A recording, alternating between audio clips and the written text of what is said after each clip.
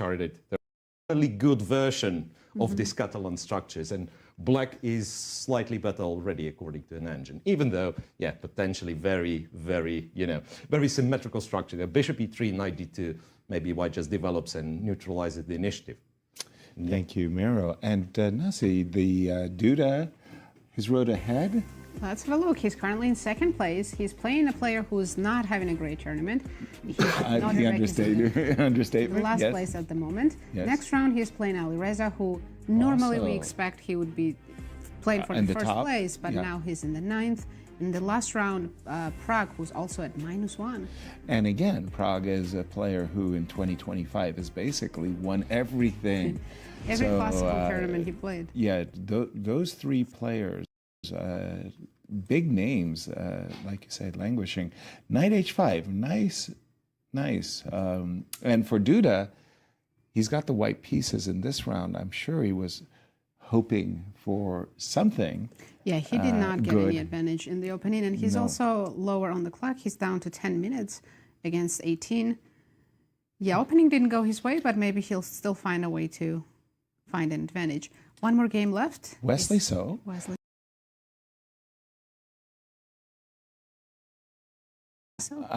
In a third place coming into this round 7, he is up against Alireza and Wesley on the block. Choke piano. So Wesley, first day he had all decisive games. Yesterday, all draws. What do we expect today? Yeah, there's some pattern going on there. Knight takes d5.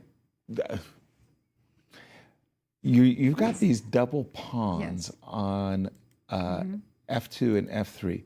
The last thing that's going through my mind is the move a4, a5, because I'm usually anxious to play a move like king h1 and rook g1, making sure I don't get mated. Or I'm anxious to actually get rid of it. Get rid of my potential weakness. But I'm not thinking about a5. And this was his idea. He wants to use his queen as a defensive? No, wait a minute. Just to activate the queen as well. There's... Do I see a pawn? Where? Well, check. Queen. Oh, you are seeing a pawn. Yeah. But there's This guy's hanging. Oh, I have knight g3, and if you take, then I have rook d1.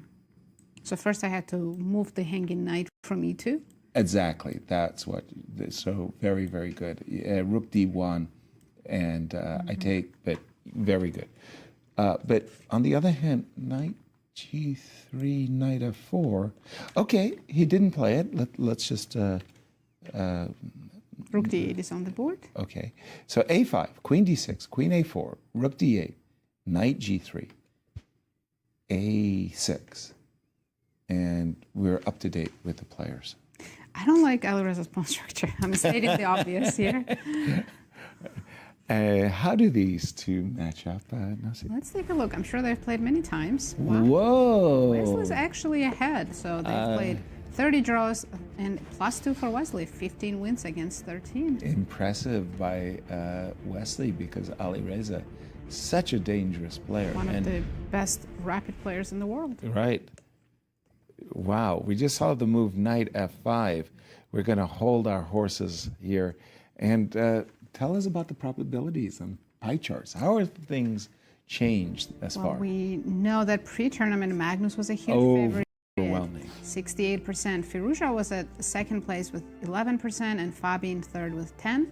Now, I just want to bring your attention to Gukesh. He had his chances of winning statistically was 3/100ths. I'm trying to figure that out. 0.3%, no chances, essentially.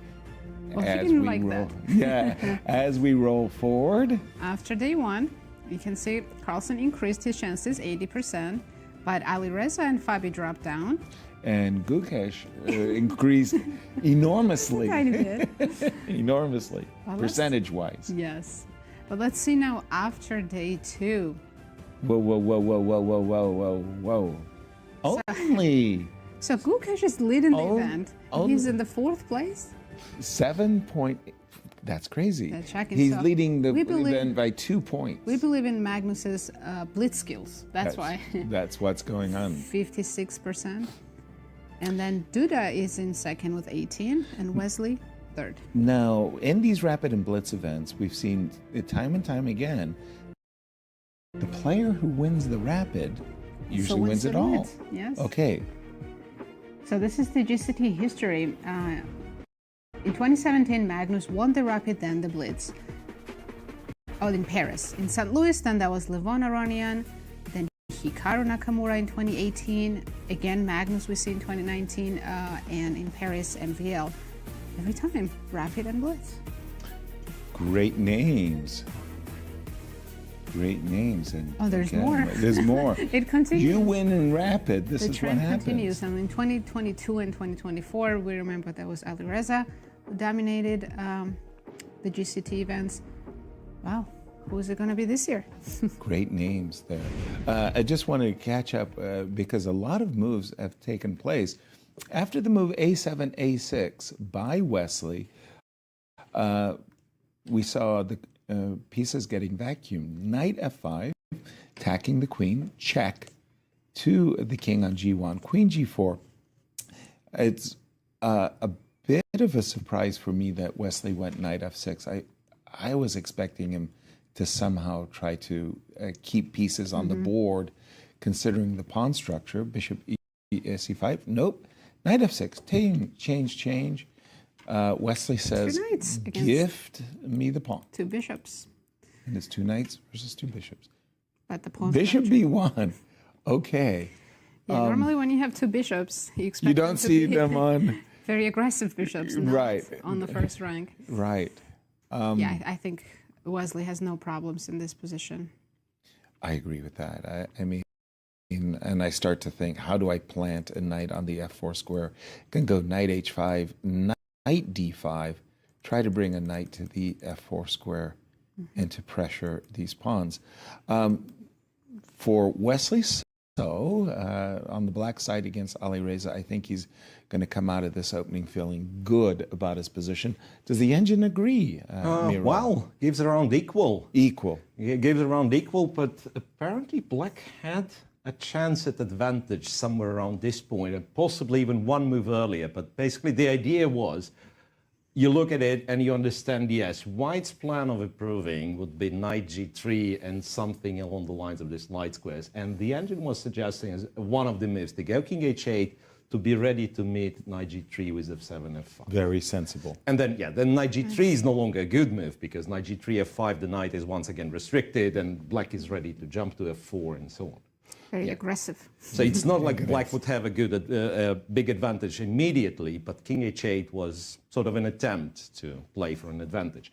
I think, guys, you've missed one funny moment over here. Please. Because if my student would play knight A5, bishop A2, and back to C6, I would seriously criticize him. But when Wesley So does this, and I check a database, and it's like 10 games with this, that probably means that they're up to something. There is a certain point in here. I imagine they prevent A4, A5 expansion this way. You lose a tempo to stop A5. But doesn't it look strange? It does. So like you spent two tempi in a position where you still did not accomplish the development and so on. That's crazy. Yeah, so it's very, very peculiar line, this one. That's modern openings for you. Absolutely. Thank you, Miro. Let's check back in with the tournament leader. We've missed some game, haven't we? No, we checked all of them. Now let's go back to Gukesh's game. Gukesh versus Anish. Okay, a lot of developments have taken place. So when we left it, we had seen the move bishop to D7, essentially, provoking bishop A4, H6, knight D2, and it all typical moves of Ruy Lopez. I mean, D4. It's sort of like both players show great understanding, right? They bring the knights over to the king side in true Karpovian style, and the move C7, C5, all well rehearsed, I want to say, lines. Knight F5. So Gukesh is the first to establish his knight on the good square. And we're seeing on the screen that is Giri's foot shaking. I think that's a habit of a lot of chess players when they're nervous. I get the little. For those, the Chessable had this marvelous course by Anish Giri where they do a commercial with Anish. And Anish is at home in his study, and he's on his computer, and the camera pans down to his foot, where his foot is shaking, but his little boy is riding on his foot, and the little boy, his little son, is so very happy. His daddy is hard at work with a shaking foot. Let's catch up with Anish and Gukesh. Huge game for the standings. Knight g4, knight f6, and what have we? What do we have? Very here? equal to me. Yeah. Does white have some small advantage they can take advantage of? Well, exactly. The pawn on c4 has been artificially isolated, right? You can't play b5. So on a good day, you can imagine Gukesh trading queens, putting And his... using all the pieces to attack c4, right? Exactly. So one question that I might have is I always look at the forcing captures first, right? Like takes. White's probably happy to trade h-pawn for the c-pawn. True, but we'll In the play endgame. one more move. e5 Sengin? And D2 was my... Rook Okay, hold c1 on. maybe? Maybe you can hold... I thought I was going to get the pawn back, Yeah, but rook if c1. you can hold it with rook c1... And I can kick your king out, rook out pretty soon. Yeah, I can see knight f3 is on, 94 coming in. on your the plan. agenda. Okay, it looks like Okay, so I agree wholeheartedly. Trading the h3 pawn for the central c4 pawn is good, but okay, I think that's a good point. And here, well, if I think I'd rather be white because of the weakness here. Yeah, you have some rook a4, rook b4 ideas. You can keep an eye on both pawns, b7 and c4. Did Gukesh manage to squeeze out an advantage in the opening? Well, not much, to be honest. Your assessment is right. White's well, tiny bit more pleasant, but nothing major. And in fact, black doesn't take on e3 according to the machine, but keeps the queens, goes to c8. Okay. And I guess the reason why I said the knight on f5 looks very nice and all, but there's not really an attack going on black's king. No. So in a way, white would be happy to get the knight on e3, right? Therefore, you're not exchanging. King g2 and just does something. King h8. It's a very strange position, to be honest, because it's very hard to, once again, very hard to describe what you have to do, even if you've given unlimited time with black. Like, what's your plan? Right. Right. Well, maybe somehow you could say the g6 knight is no longer that great, restricted by the g3 pawn, but a lot of things have to happen for this knight to be moved away. So eventually, like if my knight teleports to g8, if this pawn is defended, maybe I'm looking at g7, g6 to kick this knight out. Right. But same goes for white. Yeah, knight on f5 is an achievement, but then the bishop on c2 is not doing much. There is no real attack here. Yeah, maybe king g2, h4 I was just gonna suggest that. Something along these lines. To threaten h4, h5, just to kick the knight out. Could be. Could be. So maybe your argument, like, yeah, let's exchange so it's safer, no queens on the board. But now, apparently there is something going on because bishop h3 becomes the top move of an engine. Because apparently king f8, you have a problem. White lifts the rook to a4, b4, and one of the pawns falls. What you wanted to do. Yeah, so bishop h3 becomes the kind of the main line, but then after knight c4, white is just clearly better, and you were spot on. This line doesn't really work for black. Rook to c1, and then knight f3. In fact, black has to go knight g4. You trade, and then you just like go king g2, and I guess b4, bishop b3, bishop d5. Yeah, so this one's like much better for white. Thank you, Mero. And how do these two players match up, Nessie? Let's have a look. I doubt they've played many games. I was about to say, not too many, but... Nice advantage for Gukesh. 5 wins, 2 losses, and 6 draws. Anish is not the golden rule. Golden rule is you beat the juniors when they're young. And he didn't do it. He didn't do it in time.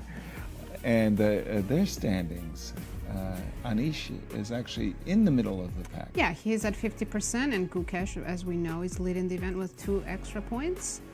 So very important game for the standings. Absolutely. By the way, after queen, Anish did not retreat his queen either with queen c7 or queen c8. He simply defended his queen with the move rook c8, and Gukesh said, "That's fine. I wanted to play a rook up and over. I want to play rook a4, rook b4, and I want to go after this b7." So the queens pawn. is like a standoff. Neither of them want to take. Yeah, right. Queen takes e3, knight takes e3 will benefit white. And, okay. Intriguing game going on here. Mira, if you don't mind, I'm going to toss it in your We direction. should check Magnus's game. I think a lot has happened there.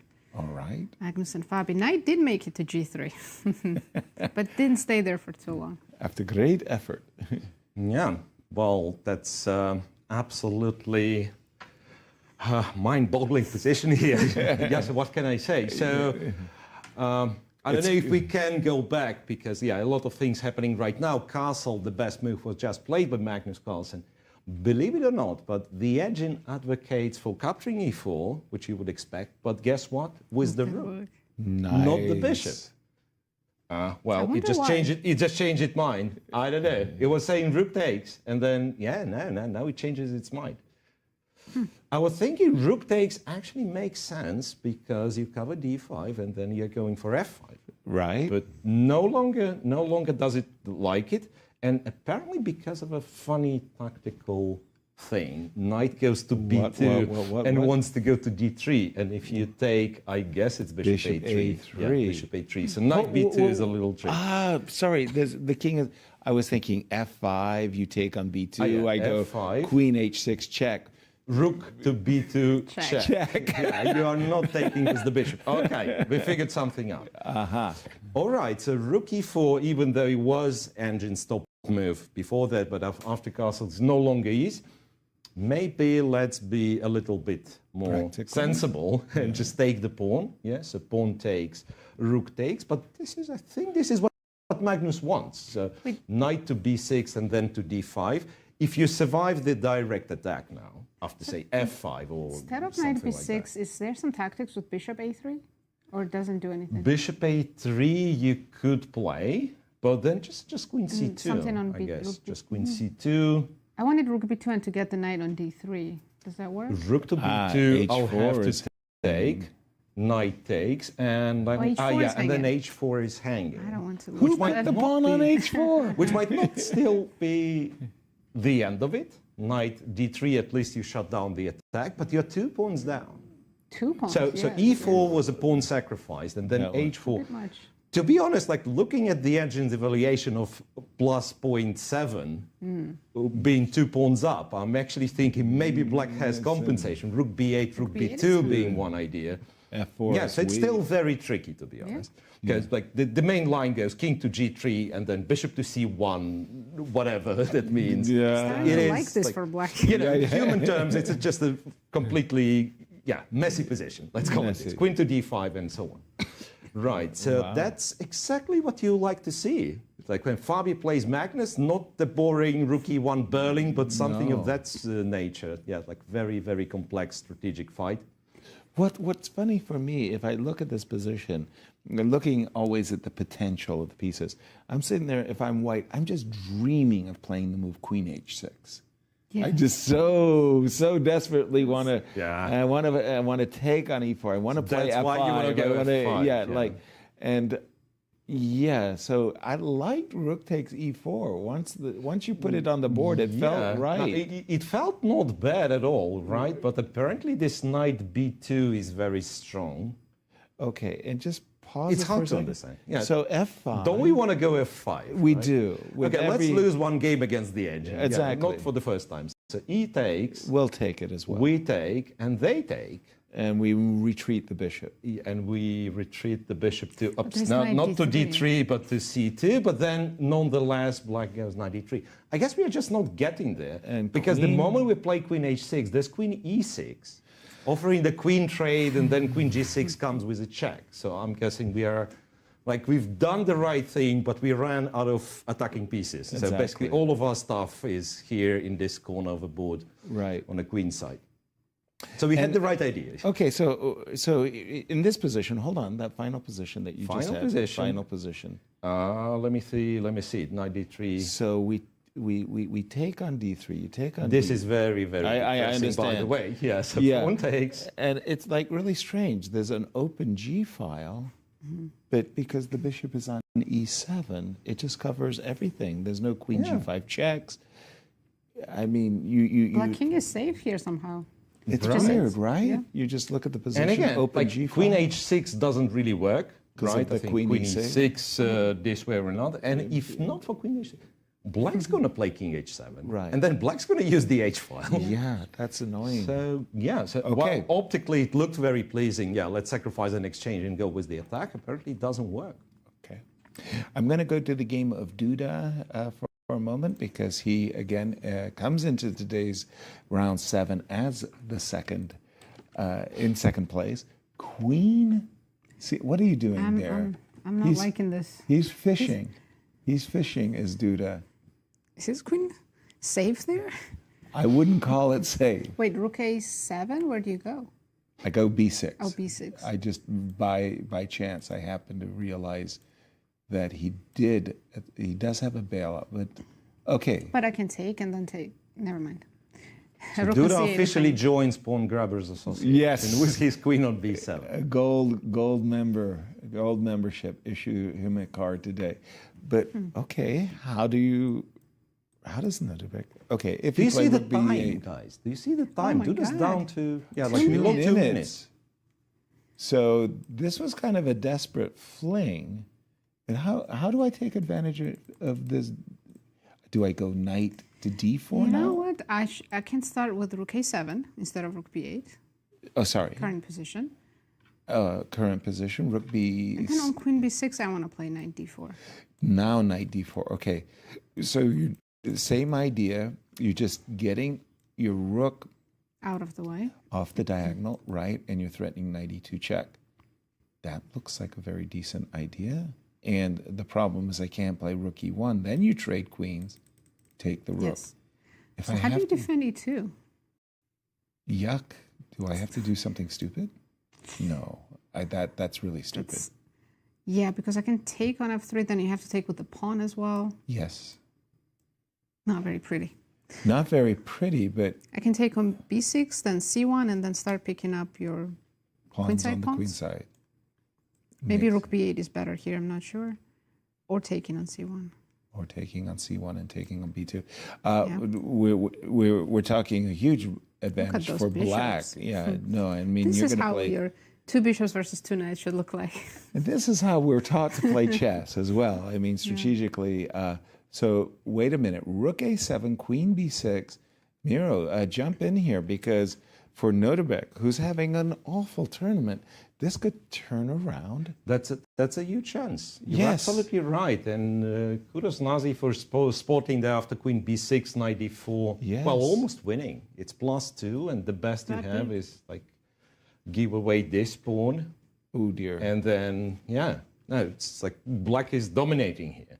So Right. in fact, after rook a7, you'll have to be very, very inventive not to lose on a spot, which is, again, don't quote me on this, but computer says knight a3, the move which I Not gonna doubt see. people are going to find. Knight a3 attacking the queen with the rook. If you try queen c1 versus queen c8 with a check. Very important. But black goes queen d4. Your problem with the queen remains. You have to go to b5. Queen takes d2. I guess rook takes c6. What else? And rook c6, bishop c6, and queen b2. It's actually very similar.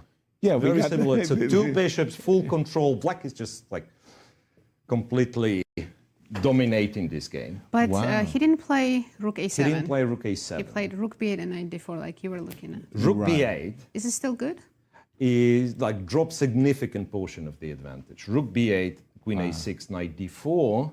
Now and he's played rook You have rook E1. fe1.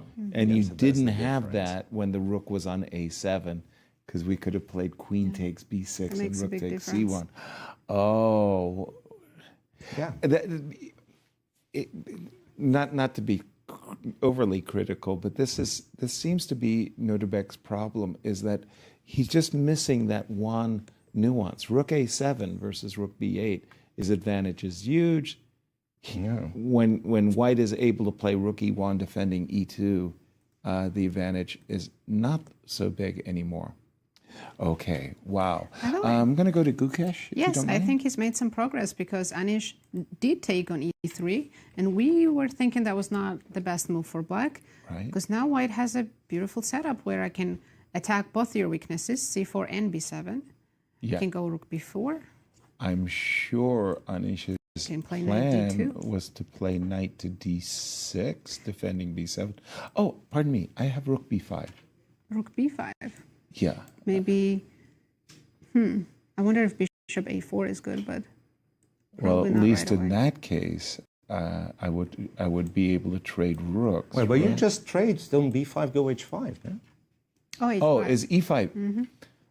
E5 was so nicely protected a moment ago. Takes. Look at this. There's a pawn. Rook b4 is on the board. Rook b4. Can Anish instead maybe just trade the b7 pawn for a5? Just take on a5 immediately? It's not desirable. Right, because now a6, c4 are both weaknesses. Exactly. But at least we have an active And rook. by the way, Anish said, that's my best bet. Rook takes a... Yeah, I got to take on b7. I could take on c4, but... And Neil, let's not forget that h5 move is still available. It's a very unpleasant Yes. idea for black. No, this is just... I feel like black rook is the only good piece. Gukesh is just having some fun, but let's pause our analysis and throw it to Christian in Zagreb.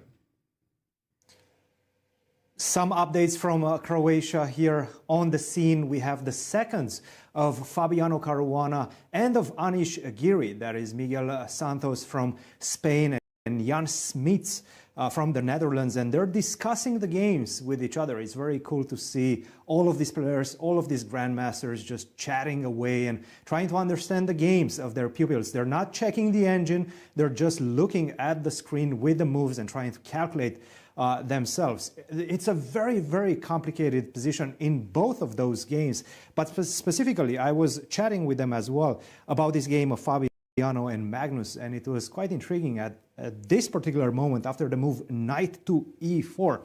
We were discussing how do you displace that knight from e4, and one of the ways was to go bishop to c2, but another way that we sort of reached consensus for was knight to d2 to try to take on e4 and preserve the light square bishop on the board. The engine liked the way Fabiano played with the move bishop to c2, but from a practical perspective right now, what we have on the board, queen to d1, rook to b2, take, it just feels like one of those positions that it's much easier to play for black, for Magnus, because whenever you take on e4, you're giving away your light square bishop, and that allows my knight, especially this beautiful knight on b2, to potentially jump to d3 as well and disrupt white's position severely. So right now I'm looking at the clock as well, 2 minutes for Fabiano, 7 minutes for Magnus. The tides have turned, and take a look once again at the seconds. Jan Smits on the right and Miguel Santos, Fabi's second, on the left, looking at the games, trying to analyze everything and understand what's happening on the board. The tension is high around the playing hall, in the playing hall as well, and let's wait and see how these games progress. Thank you, Christian. As a second myself, I know that feeling of anxiously looking at the games. I wanted to go to the game of Prague and Ivan Saric for just a moment.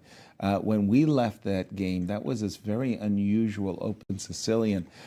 Remember, there was a pawn on f5. That got munched by Sacrificed. Sacrificed is a good way of putting it. And Prague had a very nice free play alongside his two bishops.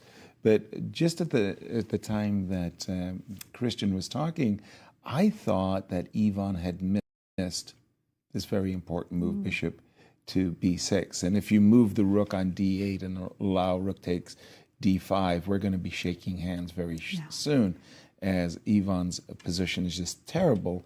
And when we came back, the exchange instead of giving up the d5 pawn. Exactly. He's given up the exchange. d5, bishop takes d8. I'm assuming he wants to play bishop takes d8. No. This is just... This is looking very good for white. So this will be Prag's first win if he converts this position. And unfortunately First for loss. Ivan Saric, his first loss, because he's actually played a very, very good tournament. And this is the first time I've seen him not only in bad position, but behind significantly on the clock.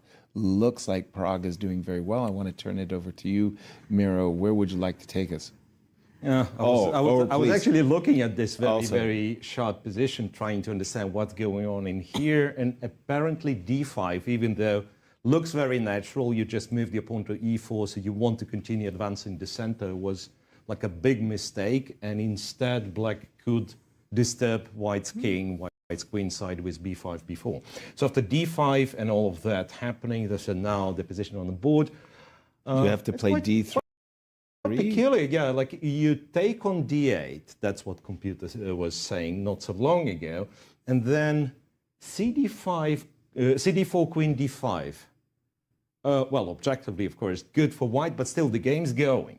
So instead, computer says, you know what, g4 is strong, which is like not so obvious. You allow d3, queen goes here, but the thing is, I guess this pawn just drops on e4. Your pride and glory, this pawn on e4 just drops because queen d5 you're running into rook d3. And on rook f4, there is still rook safe. d3 and queen c6. Queen And I mean, h6. it's like you absolutely So beautiful. collect everything, and you end up collecting the rook on f4. So Checkers. that's crazy, right? Rook f4, and you say, you know what, this pawn was protected by my queen on g2, and I'm about to show you how. And that's quote-unquote easy variation with sacrificing. Snooker. Billiard.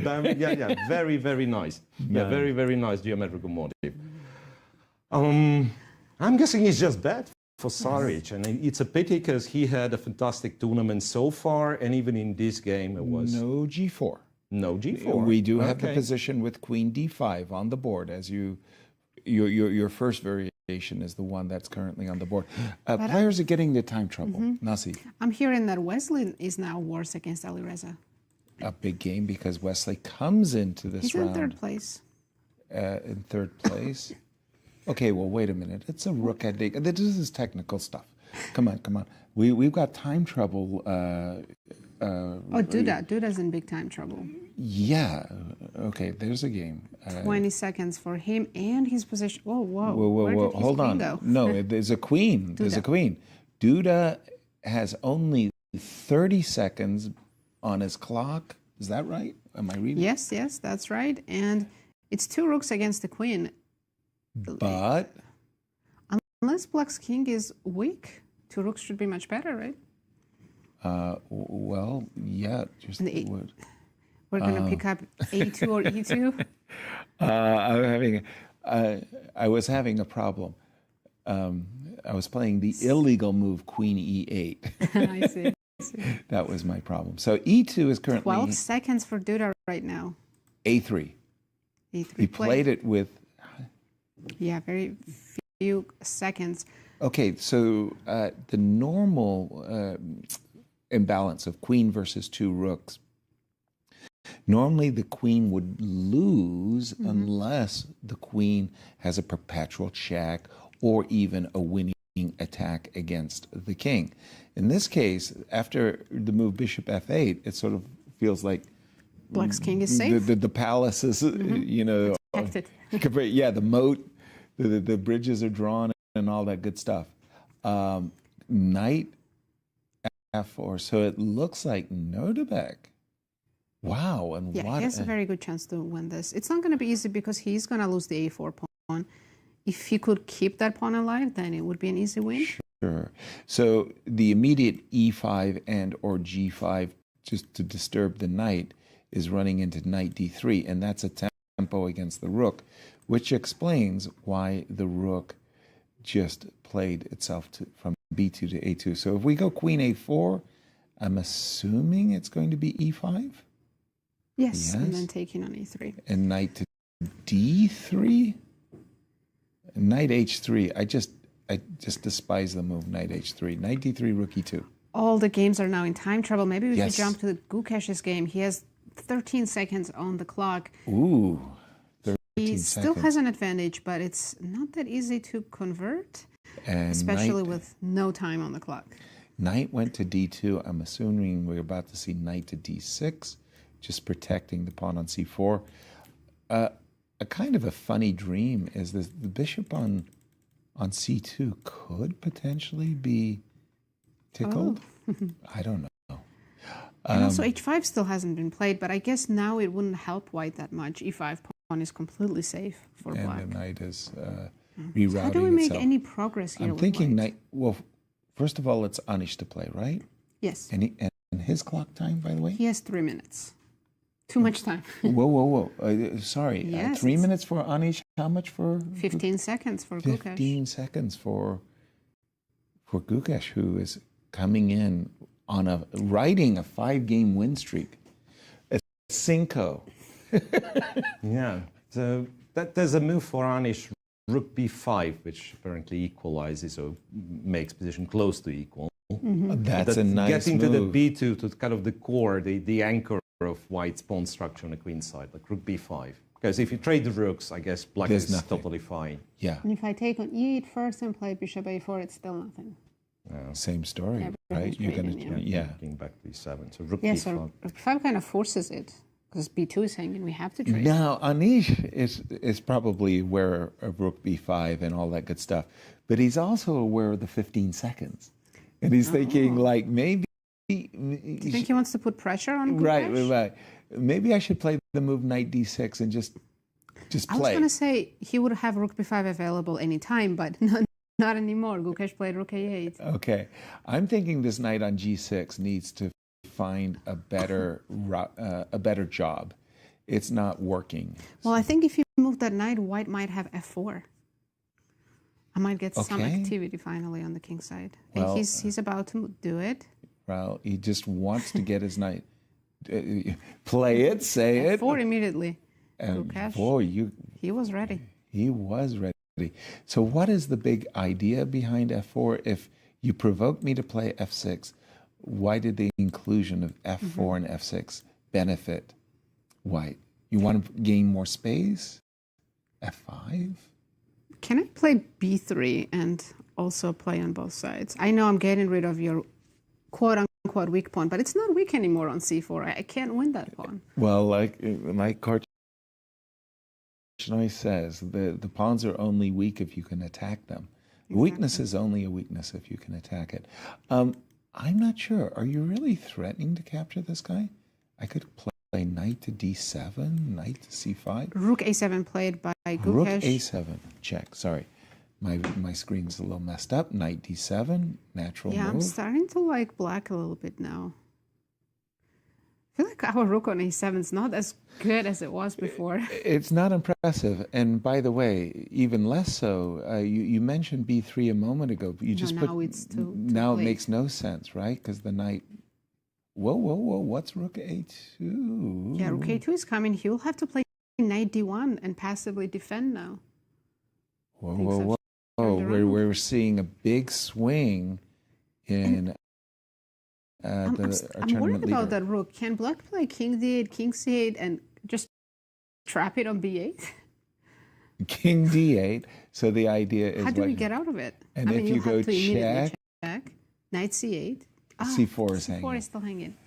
But that is a funny. You were going to go and trap the rook. Yes, but c4 is the culprit in that. But black could start with rook a2, make you play knight d1. Yes. Once c4 isn't hanging, then I can go for that idea. Now we're talking. I like rook a2, knight d1. It's He's been reaching played. for his rook. Rook a2, knight d1. This is a seconds. funny. Miro, jump in on this one. Nasi's come up with this great idea of just trapping the rook. Absolutely. And you know what? This idea works. So rook a2, knight d1 is a must. Rook Yeah, a2, knight d1 knight is a d1. must, and then king d8 is a clever move. If you give a check, you actually lose. After knight c8. He's played knight b5. Played knight b5, which is a different. Oh, but I mean, is who he is that threatening trap? knight c3? The only move for white is bishop b1. Which he has found. He found. Yeah, he did find it. Oh, With because 5 of seconds, the by the way. Wow. Okay. Bishop b1, attacking the rook. Now we don't have rook takes a2, which would be very desirable and to trade because of the intermezzo. Rook takes d7. So now Gukesh has time. If Anish moves the rook, he can play rook a8 and just free his rook from those threats of being trapped. Okay, but rook a1, rook a8, knight c5? By the way, Anish went rook a5, not a1. He went rook a5. Which might not have been the best. He's also getting into time pressure now and just making solid moves. Knight to d6. I feel like there was a missed opportunity there, Miro, that Anish had some chances. Okay, Gukesh is gaining some space now on the king side. And gaining a lot of time. Now it's about equal, 30 seconds against 40. Wow. Okay, chess isn't just always about good moves. It's about keeping your nerves in these situations where both players are short on the clock. I don't know if we've got a shot of Anish's leg, but I'm seeing Gukesh. Is nervous. He's fidgeting. Yeah, you can see the nervousness on Gukesh. Which we don't often see. He's always so calm and collected. He is remarkably poised during play, isn't he? Knight b6, attacking the rook. What's a safe square for our rook? To not where worry we don't about get it? trapped? H8? No. Because then I can... Knight e8, and maybe I'll cut you, right? Maybe you'll have g5 and bring the rook back to life. Okay, so could Anish play knight to c8? No, I think he's just repeating knight d7. for now, knight d7. We might see through move repetition if he's worried about the clock. And yeah, I think Anish is saying, okay, I like to put this game to rest. I'm willing to take a draw if you are. What's the clock times? Well, it looks like 3 seconds for Gukesh. 3 seconds. Oh my goodness. 97. Okay, after rook a8, I think that's the 3-time repetition. So to avoid it, he would have to play rook b4 or something. And wow. He has no time. He's not better, and he's still refusing the draw. Exactly. That's and rook spirit of a champion. c5. Rook a5. Well, the rook somehow leapt over the a pawn. The rook went from a8 to a4. But my question is, why would you continue to play this? Because doesn't black have more space and better pieces? Yes, I think this is a misjudgment on the part of Gukesh. I mean, I appreciate his desire to play for victory more or less at all costs. But no, he does not stand better, not even... I mean, it could be the overconfidence from winning 5 games in a row. Sometimes you're buoyed by that. You kind of lose a little bit your objectivity. Miro, the engines are saying, who's better? It's equal. Equal. It's equal, yeah. Triple zeros. And even, like whenever it shifts into somebody's favor, it's like 0.30 difference. So it's not So while they much. play this, should we jump to Fabiano's game? Because Magnus is close to winning and finishing his game. Because I think they will play this endgame for a while. Yes, fair. Magnus, Fabi's king is... Oh. There's knight a2 now hanging also. First of all, it's sort of like... Unless there's knight g5. Magnus is material ahead, and he's attacking. He's ahead on the clock as well. And he's ahead on the clock as well. And all white pieces are pinned down. This is terrible. And we can't play queen e2 because knight g3 is a nasty fork. So we have to play king g2 just to get out of all of these terrible pins. Our king is taking a walk. King h3, yeah. a2 is hanging. I'm sure he does. He wants to take that. a2 is hanging. Yeah, white has no active counterplay at the moment. This queen f2 just shut it all down because you have to trade queens. That must be a winning night ending for black. Although he just says, look, gift me the pawn. By the way, he's still threatening to go queen f2, so it's time for a desperado attack, right? Queen a5, queen b4, you got to do something. By the way, we won switch, but Alireza did win his game against Wesley So. Our congratulations to Alireza. I think that's his first win in the tournament. He's waking up for the blitz, in time for the blitz. Okay, so here's the question. Do you have a perpetual check after queen f2? I could play queen c4, but then I give up the a3 pawn. But then I have queen f1, so I would go for queen c4. I'm going to checkmate white's king. Queen c4. Well, for those of you who... Whoa, he went queen f2. For those of you joining us late, Karu Khan saw a nice opening advantage, we think, for Fabi. But then some doubtful play gave Magnus a wonderful attack. And once Magnus got his knight to e4, I think that the tide had shifted and Fabi was on the back foot the rest of the game. Queen f2 resigns. He doesn't even go for a check. When you need a win with black, you play Karu Khan. That's what I'm saying. That's what I'm saying. Great game by Magnus. Wow. We're going to return to our tournament I think leader, we're going to if you see don't mind. Prague win. It's about to be a resignation. Should we? Let's check in on Prague and Ivan Saric. Oh, it's a Extra pawn in the pawn ending. king. So, hold on. Why is this winning? Is it not? I just saw an extra pawn. An extra pawn, and for good reasons. King d4. Okay. I guess you have to play king f3, because king g4, I would go king e4. Okay, that's nice. That's nice kind of trick. a weird thing. And if I start with f5, king e5, king g4. Yeah, f5. Yeah, it just went through. Geez, f5. Apologies. Yeah, f5 was just winning. But now, yes, king f2 was a correct move, because if you played king g4 and f5, then you would lose that pawn. Yeah. Yeah, just showing the understanding of opposition. Well done. Oh, wow. Gukesh ended. They found a thermal repetition. It's a draw. But, well, kudos to Gukesh trying to fight on in a position where we were really surprised. He was down on the clock, and it wasn't even clear if he wasn't worse. He was worse, yeah. Yeah. Worse. So here, f5, king g5, king e5, king takes h5, f6, and We're the much pawn faster. coronates. Yes, that's it. And for Ivan Saric, who had played a really nice tournament up until this point, is going to bitter defeat there. First loss, and we still have one game left. It's Tell us. Duda against Nodirbek, and I don't even know how to evaluate this. Definitely better for black. But is it win it? Is it enough to win? It's progress that we have two-result game.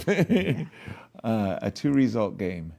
I have won this against Lajos Portish in an Olympiad. I had a rook and bishop extra pawns on the king side. I think I had less than this, actually. It's a terrible position to try to defend. You really don't have a lot of fun. So what is black's plan? Create a pass pawn? G5, G4? Play h4 and rook g3. Oh, win the pawn. Win the pawn. But I'd be easy. Yeah, right? But the crazy part is the bishop prevents perpetual checks, right? Like if you just put the position with a rook on g3 and a pawn on h4. Let's say I go rook g5. Let's say I go rook g3. Let's say white queen is on d7, protecting the pawn. Exactly. But then I want to play f7, f5, right? But that will allow white to give you a lot of checks. Except if I have a dark square bishop. It's true. Right? That's the funny part. Okay, here we see. The rook is getting there. It's really, this is a very, very hard position to defend. It's not easy. H4, put the rook on g3. and then you see how Nodirbek could win it. It's still a lot of work. Maybe this passive defense with queen on f1 is actually better, so you can cut me off with f5. Yeah. Yeah. Jump in, Miro. Your experience, you've been around. You know sometimes these rooks and bishops can win. Is this enough for black in your experience? That's a very tricky question, to be honest, because I see the engine evaluation of 000. So the engine is sure it would be able to defend, but I know how hard it is because I've been on the, let's say, winning side with rook, bishop, and pawns, and I've been on the defending, and it's quite desperate. Like you shuffle around, you hold it, but then like one mistake and you're out. Yeah. So the practical chances still reside with black. Of course. But the engine is laughing at the engine attempts. says, there's nothing to worry about, like as long as you're not blundering your queen or your pawn. But I imagine, there's like a lot of potential problems like to face over the board, even if black simply starts like lifting up the position. I don't know, somehow gets the bishop on e5, say goes bishop c3, goes f6, puts the bishop on e5. At some point, you might actually face g4 breakthrough. And h3. Pawn takes, and then pawn gets to h2. Yes, it's still not guaranteed by any means. Right. I'm also starting to see Don't go some queen ideas. d7 here. Alert. If you play something like queen f1 back, can black try g4? That was the pawn breakthrough that Miro was just describing.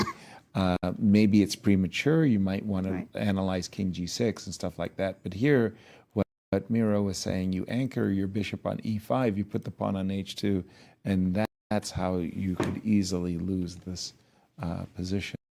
So queen f5, rook g3. Clock times, if you see.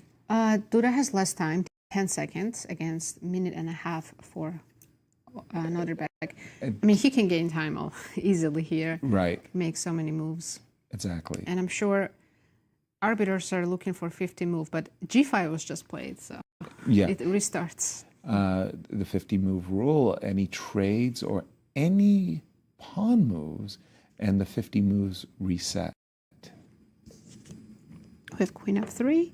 So black bishop is awkwardly placed. If it was on f4, be a very happy bishop. Well, that's exactly what Nodirbek is thinking as well. You know what? I'll try to put the bishop on f4. Maybe in this case, you start to think, you don't want to make perpetual checks possible, but if your bishop was on f4, by the way, the king got chased over to the queen side, far away from it. Should the king have remained on g2? Yeah. The computer doesn't. The computer doesn't care. Yeah, that's the position is very hard to analyze with the computer because it just doesn't care. It says it's equal, and also this is equal. I can bring my king to a2 or g2, whatever you like. I see. But optically, black does make progress. Now, since you've mentioned, there is bishop e5, bishop f4, or there is rook d4, rook f4, which is another option. Anchor. Get the rook on f4, bishop on d4. Yeah. And then again look for g4 one day. I think we have a very long game on our hands, and next round will be delayed, I assume. Well, in fact, because this is the last game, just sum up there. We saw Wesley has lost. Gukesh drew. Our second place, Duda, is fighting. We had all the 3 decisive results out of 4. Only Gukesh drew against Anish. Pragg defeated Saric. Magnus defeated Fabi. And Alireza won against Wesley. Okay, a big win by Alireza. Also for Magnus, we saw a very, very frustrated Magnus in the first 2 days of play. He looked kind of angry to be. I'm sure he's happy now. Yeah, it's always nice to take down a huge rival. In this position after queen e4, you can just go king h6. Bishop's not really hanging. Please take my bishop. Yeah. Oops. Nice. No, he's not doing that. He went king f6.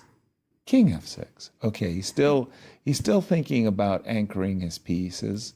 How do we avoid? Well, okay. We need to manage f5 somehow, but how? The white squares are being controlled. Exactly. Well, I think he's about to get there. 3 seconds? 3? Am I seeing that right? Yeah. He made the move with 2 seconds. By the way, Duda in a couple of the games has gone very, very low on his clock, hasn't he? Yeah, he's used to it. He's very good at playing with 1 second. Okay, so finally f5 is happening. F5, G4, H3, he's kind of getting going. Still triple zeros. Yeah, absolutely. Yeah. And I'm guessing, like, you can play f5, but also you have to care about your king not getting into perpetual check. Yeah. By the way, not for nothing, but the last move with just here, I would have played check in a heartbeat, just with the idea that the king would be more vulnerable on d2 before playing e5, and if the king goes to c2, pushing the king away, and gaining time on the clock too, I might add. But rook e5 on the board. Time for king g6, yeah? Yeah, Duda was looking up on the screen. He's probably counting since g5 how many moves have passed. Exactly. It actually has been like 20 moves already. Queen d4. I remember a very famous game of Larry Christensen and Shahovic. He was a grandmaster from Yugoslavia, and it was a fortress, and Larry deliberately allowed Shahovic to make checkmate. But on the 50th move, he said, "It's a draw. You can't checkmate me because it's a 50-move draw." And Shahovic says, "I'm sorry, I made a pawn move 2 moves." And Larry had miscounted 50. Oh, no.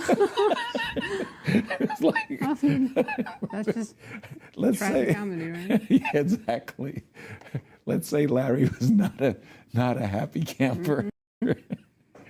So I think if we push Lone f5, bump. it's just perpetual right away. After queen d6. 5 perpetual right away? I assume so. Why would you make that assumption? F5. You can actually check, hide on h5, right? King h5. Immediately. Well, I figured you're not happy on h5. You're probably right. Queen f6 or something? G4. Remember the game of Magnus and f5's on the board, by the way. and Nepo, where Magnus, brought his king, and somehow Nepo couldn't make a perpetual check with his queen. F5 on the board? Okay. Queen c4 played. Okay, so Duda wants queen g8 and perpetual that way. Makes sense. Can you play king f6 and start running towards the center? Makes sense. I'm always looking at these G4 ideas. I guess queen G8 is really an issue here. So if you go king f6, I'm just going to win the pawn. Exactly. So king f6. When do you feel like your practical chances, you've run out, or it's happening? I think it's a draw. I would be surprised to lose this.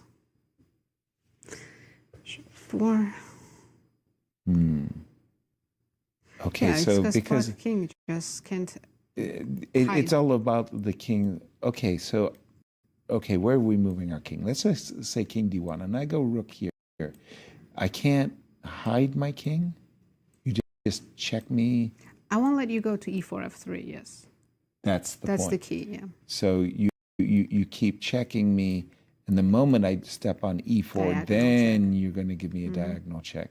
That makes sense, because I was just dreaming if I could ever get my king to f3, I would be a happy camper. Why is this king d3? What? Like, even though computer still says it's a draw, can't we go rook e3 and take the pawn? I like the way you're thinking. King d4 and then queen f8, right? Perpetual Yeah, I should think be that's there. what he has in mind. But Where is the perpetual? rook Would you e3 check. Oh, and then you have g4 available, but queen e8, right? No, that's how. Yeah. Rook takes. Queen f8. Now king wants to run via h5. No, But he you didn't gave even queen play check. rookie. He didn't even play rookie 3 check. He just dropped back with the rook. King e6.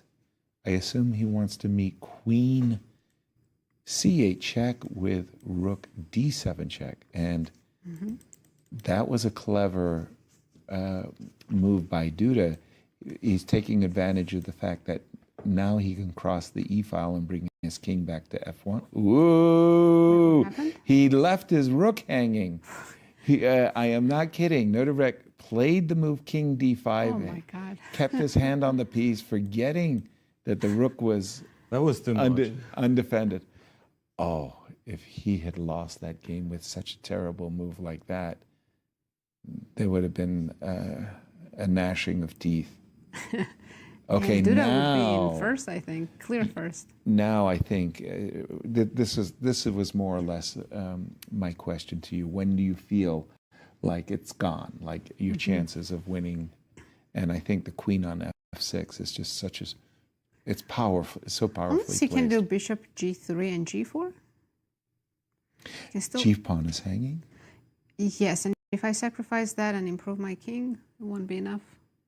I understand what you mean. Yeah, it's like if you don't mind losing a pawn if your king gets to Exactly. f4 or something, Yes. or something, a really good square. But look, now with the white king being close to the corner and you sacrificing the g-pawn, it's not too far from this, wrong corner bishop draw. So that yes. white exchanges the queen for the rook and the pawn. Exactly. So it should be a draw still. Yeah. By the way, clock times we haven't. I mean, asked last you. move was made with 2 seconds, I think. At some point. 2. Yeah, I think both players have gone down to 2 seconds. I think Nodirbek is. He's kind of pushing the envelope. I think Gukesh was pushing the envelope a little bit as well. But now you start to feel like, wait a minute, the clock is really whoa! Bishop c1. Bishops, does he want to play f4? But then how do you make any progress? The reason I say whoa, by the way, is in these endings, you really want to make sure all your pieces are very well protected. Loose bits fall off, that kind of thing. But bishop c1, there was no way of punishing that.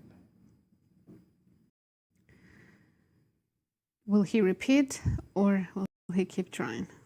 At this point, I think I just repeat. I would play rook e5 and king d7 and just say, draw. Good defense. Well done. 4 seconds. Rook d5 play. 4 seconds for Nodirbek. Yeah.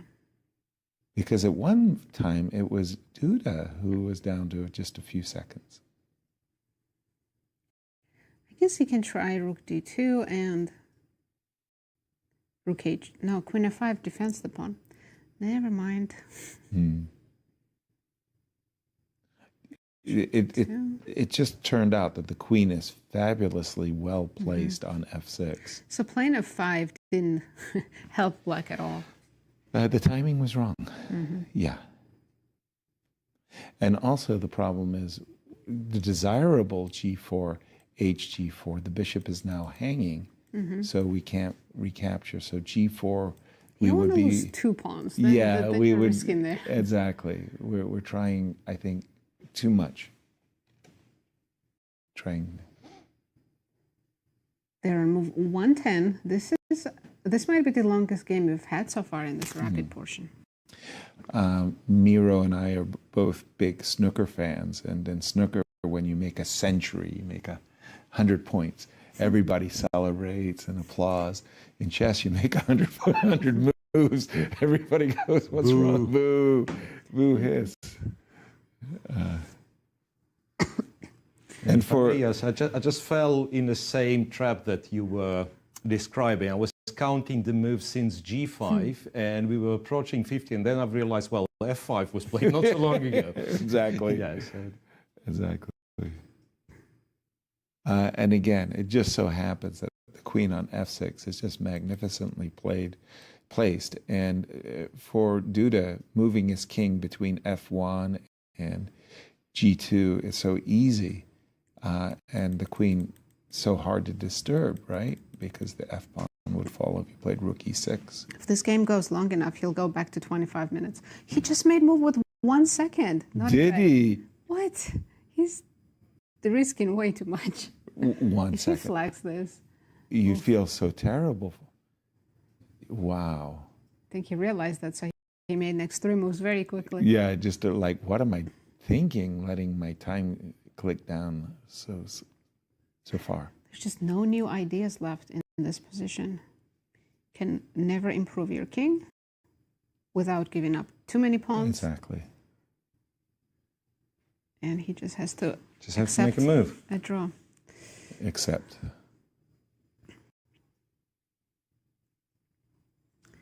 King F1. Position has been repeated many times, it feels like. But his king is always on a different spot. Yeah, C7, Black king, D7, yeah. D7. Even Three E8 times, at 2 some times here, 2 times there, right? Check.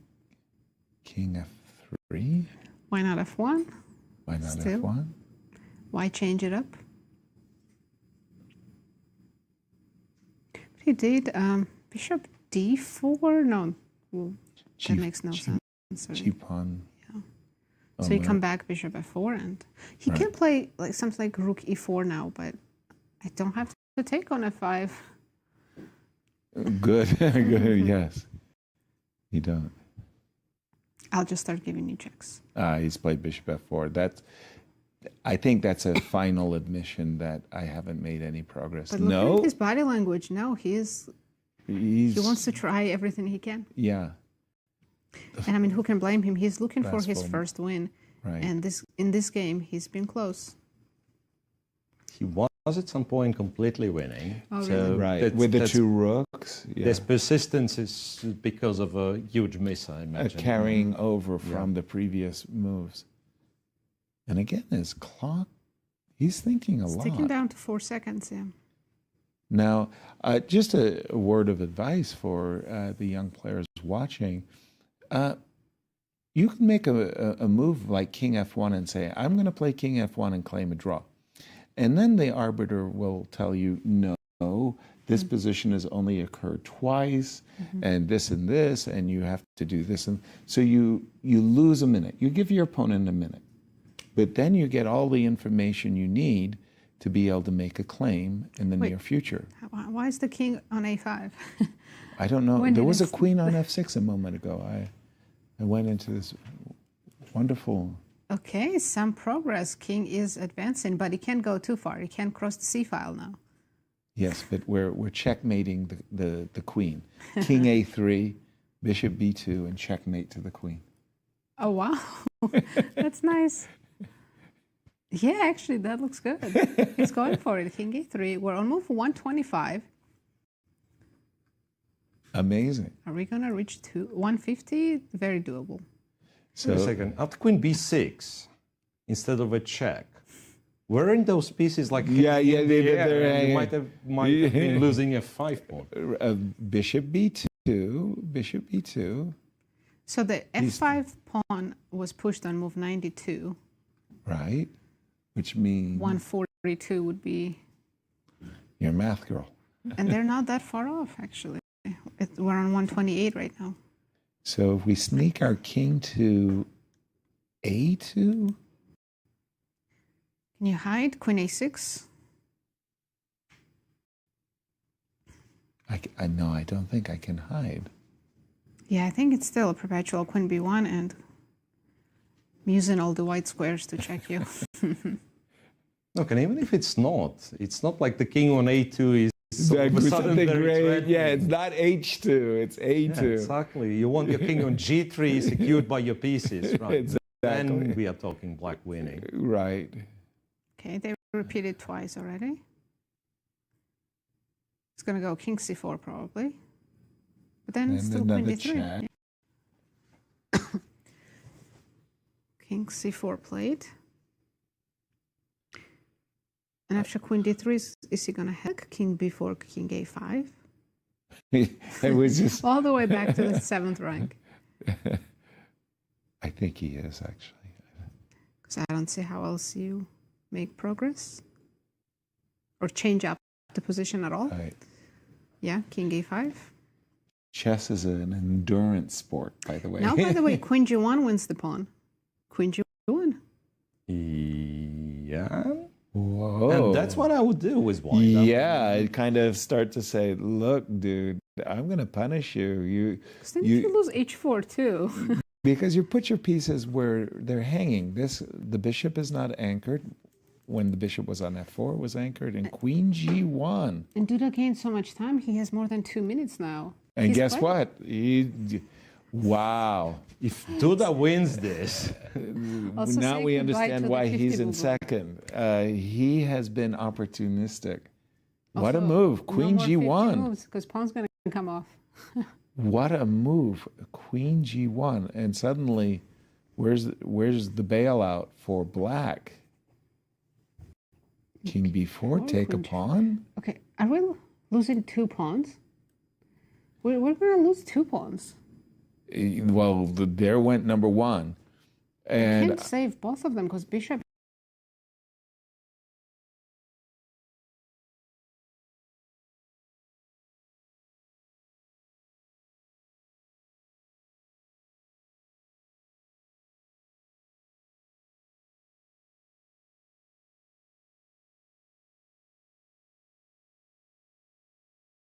Is so awkwardly no, placed. I was going to say, I would well, probably white play... is actually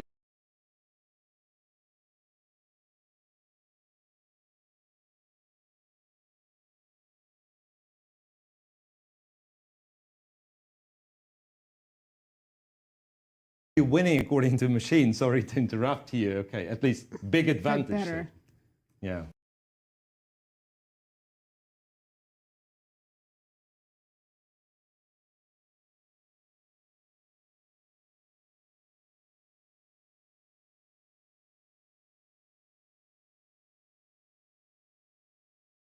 Big advantage. So the bishop needs to be on g3, and it's not Okay, there. now I feel like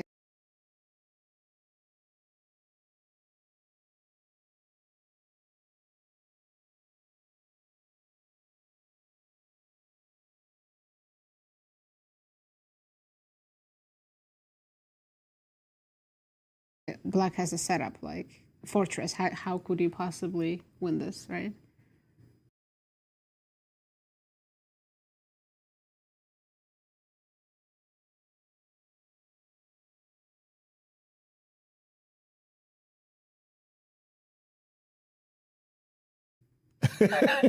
Now it's a fortress. Now yes. it's a fortress. Now it's a fortress.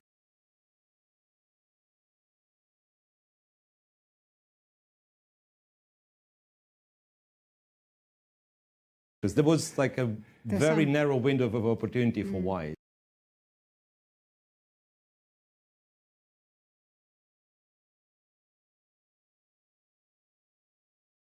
Easy to miss that one. Queen c8.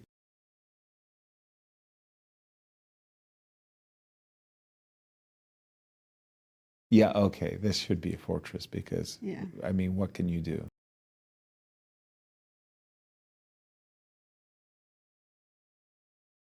But it's funny that now it's Nodirbek who's making the draw.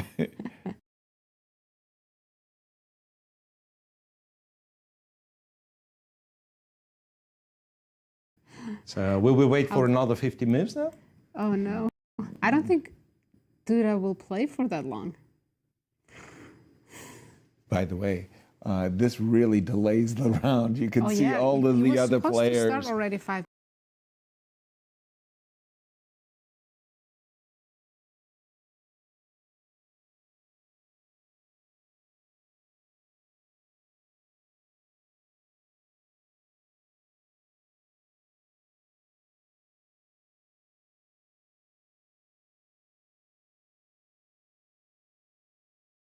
Minutes ago. Even. Yes. And I do, And these players will need a break. yeah.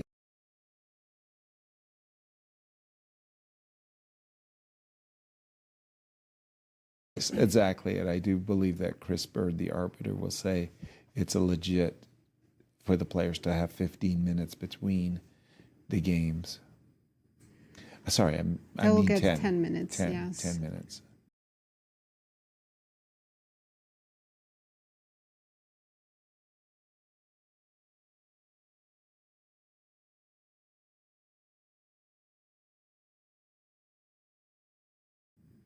I knew that. I forgot. King A4.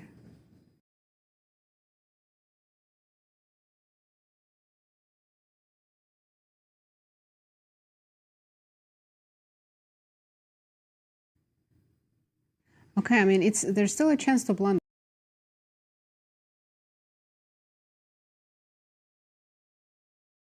Because the king is not close to the rook and the bishop. It's kind of an awkward setup.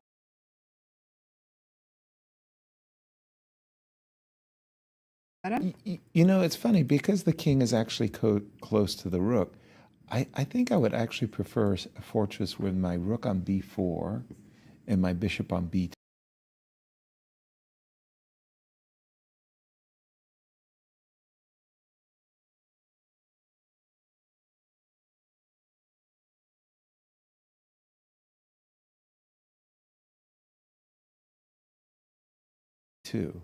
You know, it's like, and my king on a3, let's say.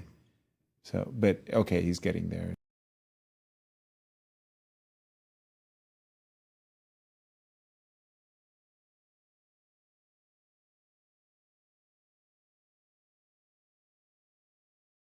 It's just,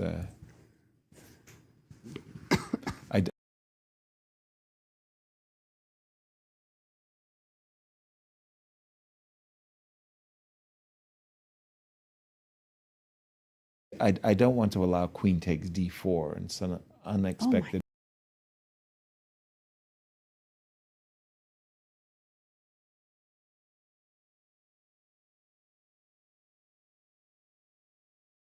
God, I forgot about that. He could lose a pawn end. That's what I'm saying. You know, like if my king is like. But no, king b3, and yeah, then I'm. Queen takes catching with your d4, king. and you're still in the. We might see that. They might just make it draw that way. Right. Yes. All right, no 50 moves. Whew. We're on move 145, though. Good job hanging in there.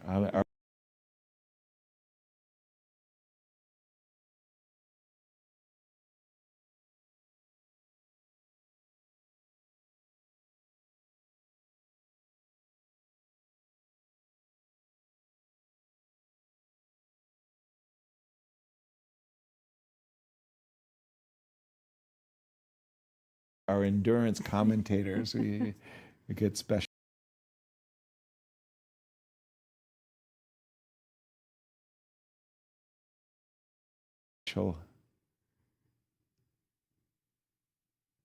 They're smiling now. Playing till stalemate. There we go.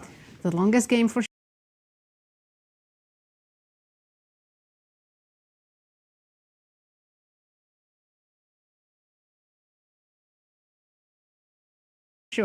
Wow.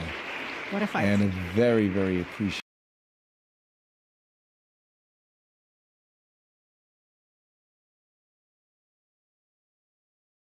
Of applause from our Croatian audience as we saw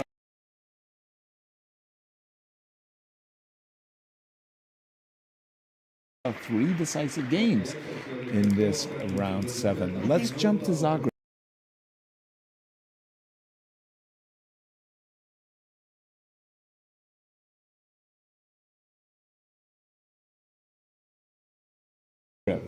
Over to you, Christian. Thank you, guys. Well, this is definitely what we want to see, and this is what the audience wants to see as well. These two players are fighting all the way until the end, and they're trying to take their chances. And both of the players, in fact, had chances in this game. And just to show you those final few moments, Miro at this point pointed out that after rook to c4, it does seem like white has a chance to win this one.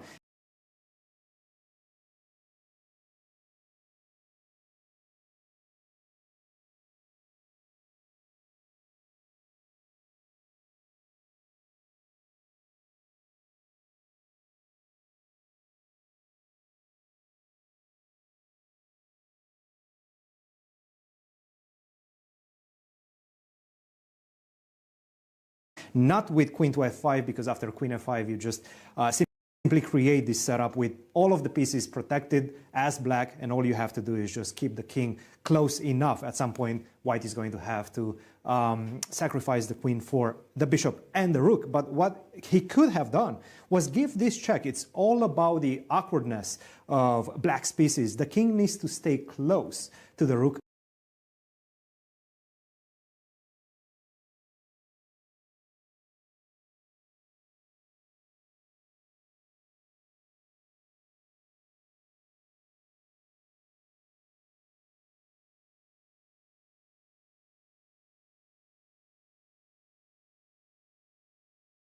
And the bishop at the same time, and this bishop would love to jump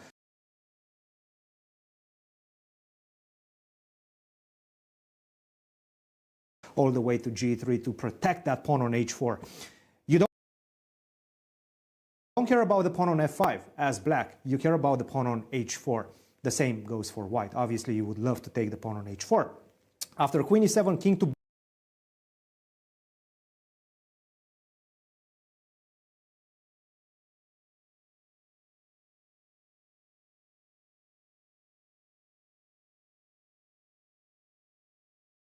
b3, stay close once again with the king to the bishop.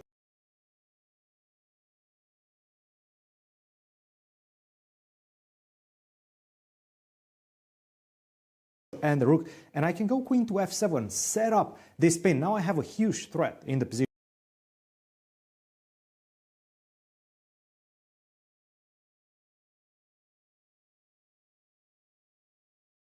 King to d3, you lose one tempo, king to d3 finishes the game.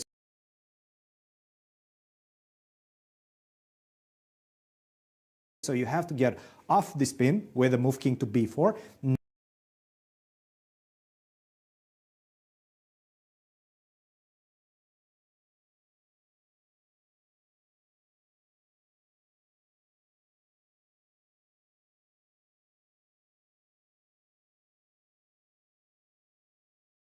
Now I can give you a check. It's a very nice maneuver, very difficult to see. Maybe you will spot it in a classical game, definitely.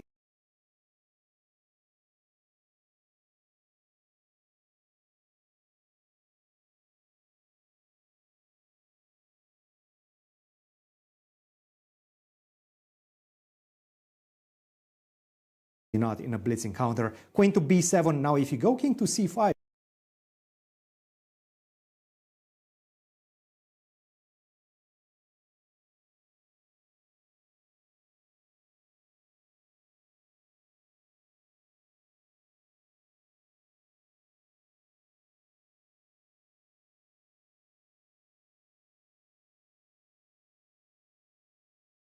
and try to stay close to your bishop and your rook, I just simply go king to d3. Your rook is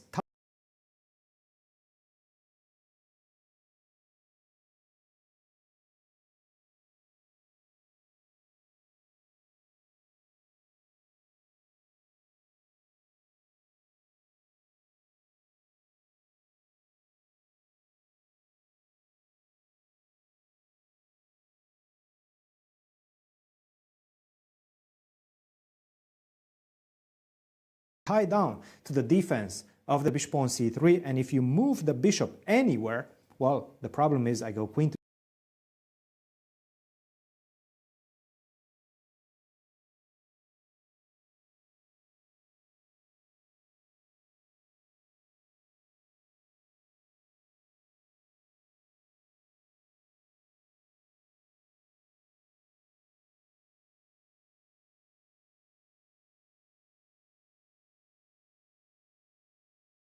c7, and your queen, your rook is going to be lost after queen takes c4. So a small opportunity there for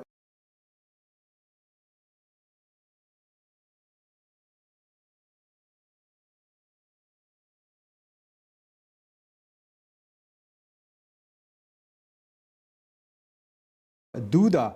And I want to show you another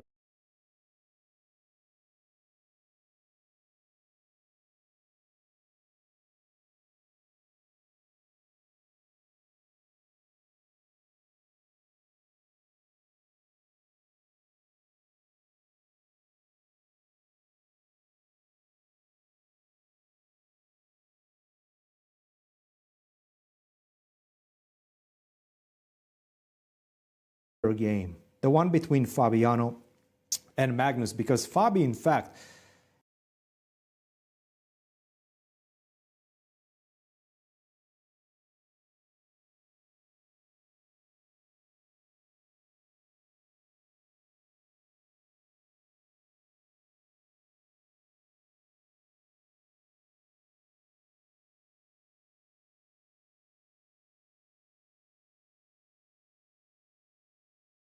had a better position at one point in this time scramble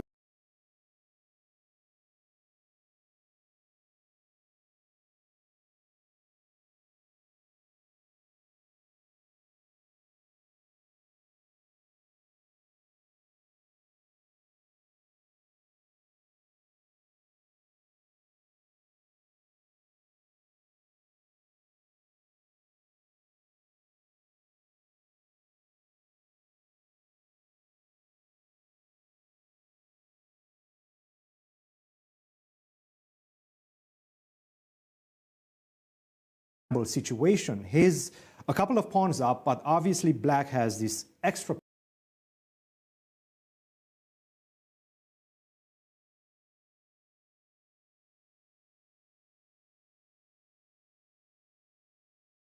pressure on the pawn on a2. The pawn on a3 is such a tremendous thorn in white's position. What Fabi was trying to do is get to the black king, and he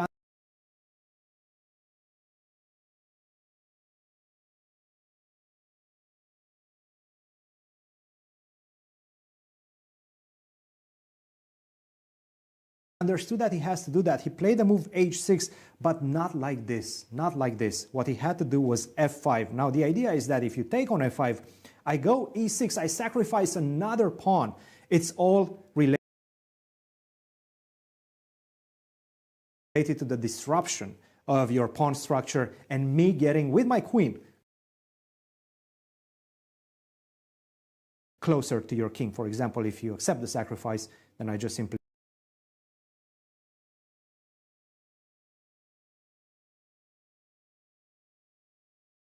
invade with my queen on e8, lose the bishop on e7, and that's pretty much all she wrote. So after e6, after f5, in fact, black has to find some really powerful moves to stay in the game.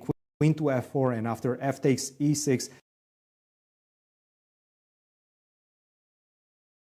knight to g5, not easy, but you could see how this could turn into a completely different result. He played the move h6, king takes h6, and Fabiano panicked at this point, allowed the king to run away to e8, and after queen to g2, queen takes f4. This was the fatal mistake for Fabi, and after queen takes f4, black is breaking through because the king has escaped, and you're not going to be able to deliver that perpetual check. Just an incredible round. Let's take a look at the standings after this one as we go into the second game of the day. Gukesh is still leading after round 7. Jan-Krzysztof Duda, what an incredible escape with 9 points, still 2 points behind, and Magnus Carlsen fulfills the podium with 8 points. Just an incredible couple of last rounds remaining here in the rapid portion. Let's go on a short commercial break, and we'll be back with game 2.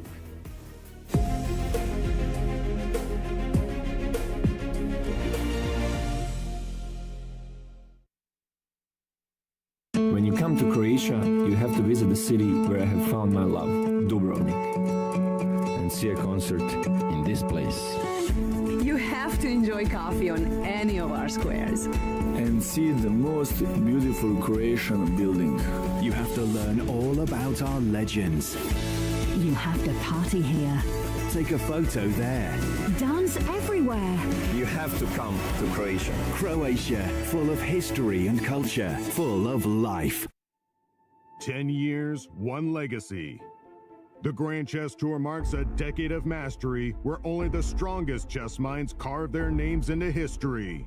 Each piece has its role, like soldiers in a grand army. with commanders to lead them into the tour's 10th year and a prize fund of $1.6 million. The Grand Chess Tour starts in Warsaw with the Superbet Rapid Blitz Poland, immediately followed by the Superbet Chess Classic Romania in Bucharest. Then off to Zagreb for the SuperUnited Rapid Blitz Croatia, followed by back-to-back events in St. Louis, Missouri with the St. Louis Rapid Blitz and the Sinkfield Cup. And the culmination of the grand finale in the city of Sao Paulo, Brazil, will determine the 2025 Grand Chess Tour champion. Fight with every ounce of strength for victory. This isn't just a moment. This is history.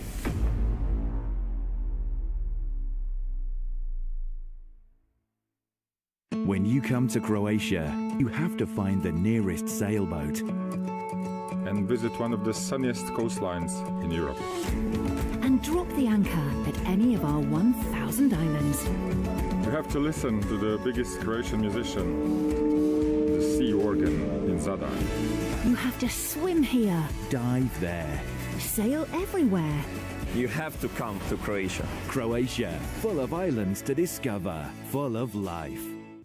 National titles are up for grabs as rising stars and chess legends converge in the chess capital of America, St. Louis, Missouri, for the 2025 U.S. Senior, Junior, and Girls Championships. Beginning July 15th, 30 elite players across 30 fields will compete for a total prize fund of $225,000. 2024 U.S. Senior Champion Vladimir Kopian returns to defend his title, while returning junior players, International Master Justin Wang and Grandmaster Brewington Hardaway and Abhimanyu Mishra will be fighting for first place. In the Junior Girls Championship, top seed Zoe Tang chases her first national title in what promises to be a wide open field. Young stars and seasoned vets are ready to leave it all on the board. Catch all the action on the St. Louis Chess Club YouTube and Twitch channels. When you come to Croatia, you have to refresh your mind by the pool. And heal your body in our thermal spas. You have to enjoy a massage by the sea. And regain your smile in any of our dental clinics. You will never walk alone on these hiking trails. You have to swim here. Relax there. Cycle everywhere. You have to come to Croatia. Croatia, full of well-being, full of life.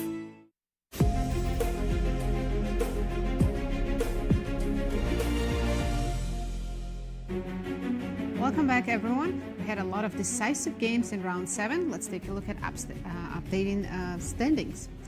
Gukesh still in the lead with 11 points. Jan-Krzysztof remains in second. And now Magnus Carlsen has replaced Wesley So in third place, because Wesley lost his game against Alireza. Prague winning jumps up as well. And that Sharing fourth now, yeah. Wesley, Prague, and Anish. And we have a Stump the Commentators section.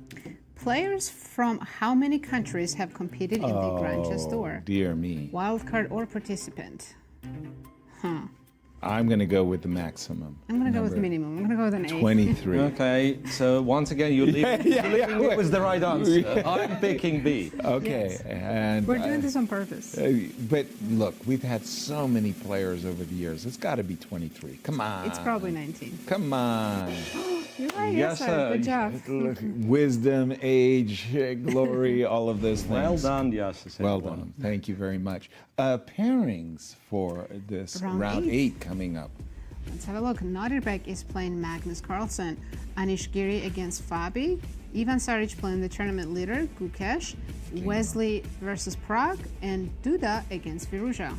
Those games, Duda, Firouzja especially, but also, I mean, Ivan Saric, he had a really nice tournament until he spoiled a position against Prague. Is he going to be angry? What kind of mood is Ivan Saric going to be in? It's very hard to tell. Yeah, because Gukesh, I mean, he just got a streak stopped. Yeah. He is on that 5-0 streak. But if you think of it, Saric, I think his objective was to be solid, because yesterday, for instance, he was getting very promising positions and he was kind of reserved to let's play safe. Right. And it's very unlikely that now he goes all out and starts You playing. know, if Gukesh wants to win this event, which of course he does, you have to take risks against the lowest rated player in the event. Absolutely, absolutely. Especially after coming off of a loss. Right. It's a perfect time to play something aggressive and take chances. I must say, very calm-looking world champion Gukesh there. I mean, a moment ago we just saw him in this scramble, time scramble against Anish Giri, and he was definitely nervous. The refusal of repetition when you're low on time in your wars, it's just so amazing. impressive. We have the most classical of the Rui Lopez, and it's interesting that Ivan is waiting for the moment. Finally, he did play the move rook e1, b5, bishop e3. Now, everybody's been castling and saying, would you like to dance at a marshal? And many people have been saying, no, I want to play h3 or I want to play a4 and an anti-marshal. And it's been a while, Miro, since I've seen the marshal gambit at the very highest levels. But has theory changed? I mean, I think the players almost worked it out to a draw. Wait a second. This Bishop last b7. move that was played, c6. It's really, really surprising because honestly, it's never been a move almost. So let's, of course, mention that c6 is considered to be the main move, while knight f6 was the move that Frank Marshall himself played in the first game against Capablanca. Bishop b7, I remember in Soviet chess magazines it was mentioned like a third possible option, and I think back then they were claiming it, but it is refuted because of that and that. Yeah. 126 games with bishop b7. With bishop b7, so apparently something new was found. So knight f4 was the big idea, and in that case you're looking at g2 and you're looking at d3, so the question is what happens after d4? Maybe still bishop f6. Bishop f6. Because, okay, bishop f6. And Yeah, I know normally it goes to d6. But right, and we go backwards. And okay, rook e8. just rook e8. And again, lots and lots of games from this one, Miro. No, with bishop e7. Not many. Yeah, well, if I may, please jump Queen in. f3 Is back the main then move. was considered. It's not a main move, but back then it was considered to be kind of the quote-unquote refutation of the whole idea. So you go Queen f3, and then this one's attacked and pinned. And then if you go c6, the argument was, like you put the bishop on b7, and I played queen f3, which sometimes I do anyway. Right. But apparently, once again, this engine is not very deep, but apparently it says like you might actually go bishop d6, and then rook d5, queen e7 actually wins for black, queen e1, and then, like king f1, rook comes. So after bishop d6, the line is like bishop takes d5. Looks good. And black has c6. Don't ask me why, don't ask me what is that, but c6, that's what computer said. Okay. I'm sorry? Like bishop c6, then, no, black just wins here. Right. If you take on c6. If you move the rook, then cd5, and this is, in a way, is a typical Marshall-esque position, right? So at first you wonder where the compensation is, but somehow, queen to c7, and later on a5, b4, and it's not your favorite type of Marshall compensation. You're not going for the king side, you're not going for an attack, but still two bishops, and white's somewhat lacking development proves black's compensation for the pawn. I've freely expressed my ignorance, and queen f3 certainly had my attention. But what is the refutation to d2, d4? Are you playing like Nasi played against me, bishop f6, and you're just saying you've got... There is no refutation. It's just you play bishop f6, rook e1, queen d7. Okay, one of the things, rook e8 or queen d7. And you just say, okay, this is typical. Yeah, the only thing is our bishop's on a wrong diagonal. It's Wrong not on diagonal, d6, yeah. But on the other hand, the other bishop is on a good diagonal on b7. Okay. And if you don't mind, just one more move. I've got knight d2 to e4 on my agenda, and if I could play knight to e4, I would think I'm close to I'm guessing winning. Black's plan is knight f4 at some point. That's why I liked rook e8 first. Yeah, here you just play knight e4. Right. And I'm threatening to take, right? Yeah. So, oops. So you're saying not queen d7. Rook e8. Rook e8, much better. Much better. But Ivan's taking his time to figure out Yes. what to do after bishop b7. Let's check other games meanwhile. Where would you like to take us? Let's go to Duda. He's in second place. I see a pawn on Alireza. a3. Yeah, That was fast. Okay, looks like And the this is Sicilian, Nodirbek is making a comeback in this Rapid and Blitz. All very standard stuff. By the way, the inclusion of moves king h1 and f3 is very peculiar because you would think that white was prepped for f4. It's a little too passive, right? for white. a5, a3.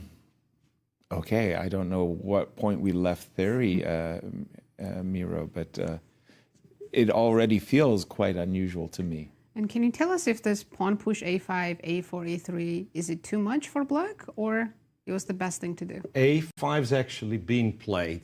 I'm not sure if it's too much or not. Like one little thing I can tell you, that there is this line, the classic, so-called classical Sicilian with knight c6. And after retreat, there is this line with e5. And later on, well, especially after, say, bishop e3, Black's plan is actually to go a7, a5 immediately. Right. Right, a5, and then typically white faces it with a4. So in comparison, we've gotten over here that everything else looks very similar. White king is on h1. And the moment white plays f3, Black goes a5. So I'm kind of claiming that it is very, very well might be the transposition with the only difference that the king is on h1. Which I guess benefits white, but to what extent we do not know. And with the king on g1, and this structure is normally considered to be playable for Black. The whole point is that, yeah, you would say a4 and a lot of light square weaknesses, but Black's knight, it's extremely well placed on b4. And then it's supposed d5, and also sometimes, I don't know, this d5 takes, sometimes this is very annoying, like a pressure on c2. Right. Yeah. So a3, let me check if there are no games after a3. So apparently we left theory somewhere no earlier. transpositions. Yeah, 11 games here still. A4, I guess. Knight c1. Oh, interesting. So knight d2 was not played. Knight d2, the Knight c1 was, well, previously played in 3 games, yeah. Knight d2 is a novelty. Yeah. A3 and the